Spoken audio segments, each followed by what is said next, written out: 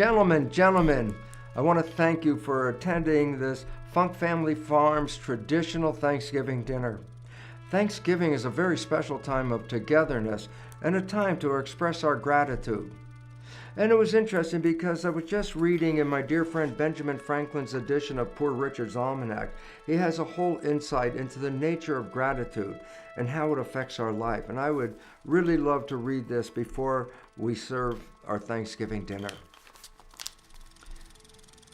Whatever you're waiting for, be it peace of mind, contentment, health, it will surely come, but only when you are ready to receive it with openness and gratitude. Of all the characteristics needed for both a happy and morally decent life, none surpasses gratitude. Happiness and health are the just rewards for living in gratitude. Wow, I remember the first time I read that. I doubted that gratitude could give me health and happiness, but now I know differently. Igor, how sweet of you to remember my birthday. Listen, let me blow out the candles, make a wish, and then we'll have a party later. Ah, yes, another year would be wonderful. Well, you know what? That whole story that Ben Franklin told us about gratitude and health, well, it actually works. And now scientifically we know why. Because built into every one of our cells is the fountain of youth. What's the fountain of youth in the cell? Well, it's something called telomeres. Telomeres, they are special parts of the DNA. So when you open up the nucleus of the cell, the chromosomes come out, and there are 46 chromosomes, 23 from your mother and 23 from your father. But what is a chromosome? Well, what it is a sleeve of protein wrapped around a double helix of DNA. And the significance about this is the telomeres, as you can see in this picture of an X and Y chromosome, stained red are the telomeres at the ends of the chromosome. They're the ends of the DNA are. I say, so what is the telomere? It's extensions of DNA after the genes, meaning it's a part of the DNA that doesn't program anything. It's just extended DNA. I say, why would you have extended DNA at the end? And the answer is profoundly simple, and that is this. If you understand how the DNA is reproduced, first there's an enzyme that comes in when it's time to reproduce the DNA, and that enzyme is called a helicase. Remember, DNA is a helix, and a helicase, case means enzyme, it's an enzyme that breaks the helix. And so as the helicase moves down the DNA, it splits it into two separate strands.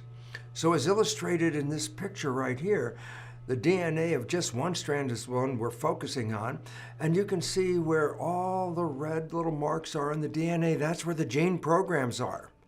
But at the end of the DNA, there are different little marks, and this is where the telomere is. And I say, why should we have a telomere? At the ends of the DNA strand, at the very ends are extensions of DNA. But these extensions don't program genes. These are just extra pieces of DNA. So as you can see in this illustration, the red part of the DNA, that's where the gene programs are. But at the very end, the green part on that DNA is the extra extensions called the telomeres. And I say, so okay, why do we have telomeres? Well, here's the most important reason of all. Because when the enzyme comes in that copies the DNA, called a polymerase, it's like a train that lands on the DNA as the tracks. And as the polymerase moves down the track, it leaves behind it in a wake a copy of the DNA that it was riding on. So as the train is moving down the DNA strand, it creates a duplicate piece of DNA behind it. This is how the DNA is reproduced. But the serious part is this. When the enzyme gets to the end of the strand, guess what? It cannot copy the piece of the DNA that it's sitting on, because the next move, that enzyme, that little train will fall off the track. So why is it important? So as you see, when the polymerase enzyme lets go of the DNA, the new piece of DNA is shorter than the first copy. And I say, why is it relevant? Because every time the DNA is copied, the last little piece can't be copied. So every time it's copied, the DNA gets shorter and shorter and shorter. And then what will happen is, well, if you run out of the telomere portion, the next time you copy the DNA, you're going to cut off a piece of the gene. And that's when aging, disease, and depression begin, is when the DNA runs out of telomere. Well, at first it was thought the length of the telomere would determine how long you could live because it determined how many times a cell could divide. A scientist back in the 1960s by the name of Leonard Hayflick did a calculation. He said if the telomere is so many units long and you lose a little piece every time the cell divides, how many times can the cell divide? I say, well, why is that important? Because we're specifically talking about the stem cells in our body that divide all the time, replacing the worn and broken out cells that die every day. So stem cells have to keep dividing and their progeny contribute to the repair. But now there's a problem. How long can your stem cells last? And the simple reason is this: when the stem cells run out, at that point, we start to age very quickly, and that's when disease and depression are characteristic. So the whole point about this with Leonard Hayflick, he did a calculation. He said, if you count the number of cell divisions and look in the lifetime of an individual, guess what? An individual can live about 120 years. Wow, how convenient. That's about how long people live. So it was believed that our life was actually determined by the length of these telomeres. Well, something exciting happened. A woman scientist came into the picture by the name of Elizabeth Blackburn. And what did she see? She saw at the ends of the DNA where the telomeres are, there is an enzyme called telomerase. Telomerase is an enzyme that adds extensions to the telomere. So if the enzyme is working, the telomere can get longer and longer. I say, well, what would be the consequence of increasing the length of the telomere? And the answer, you can divide the cells on and on and on without running out of the DNA telomere.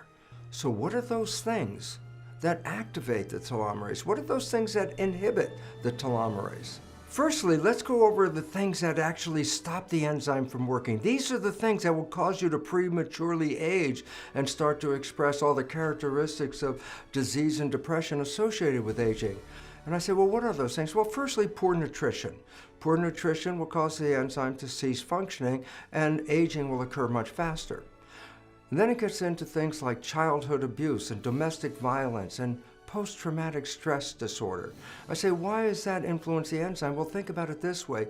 When people are abused or when they're living in a world of violence, how much do they really want to live?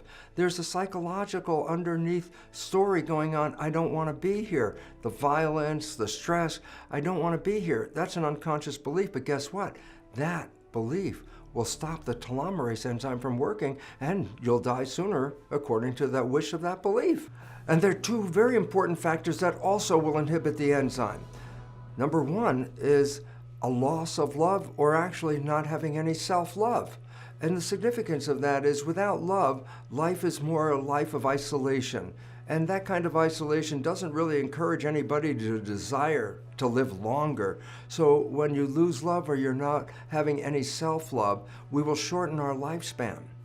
And then a most significant influence on the enzyme is not having any purpose. Just think what that means. You wake up in the morning with nothing to do, nowhere to go, and all of a sudden, what is the feedback? I don't have any reason to be here. Well, interesting enough, that belief in the biology of belief is the factor that can shut down the enzyme. And this is why, for example, why many people, upon retiring, have a very short lifespan after the retirement. Why? They lose their function. They lose their purpose in life. And the feedback of the nervous system is, well, I'm not doing anything, and therefore, unconsciously, that individual will cancel the enzyme and have a much shorter life.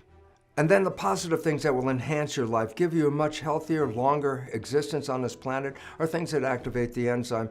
Good nutrition and exercise, of course, increase our health, and this will activate the enzyme because it says we're trying to stay healthy and alive.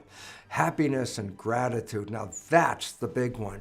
Happiness and gratitude means you love your life so much that you want more. So unconsciously, you will activate the enzyme to increase and enhance your life. This is also associated with a positive outlook, because if you have a positive outlook, that means you're looking toward a future. And again, feedback says then we're going to have to activate this enzyme to have that future.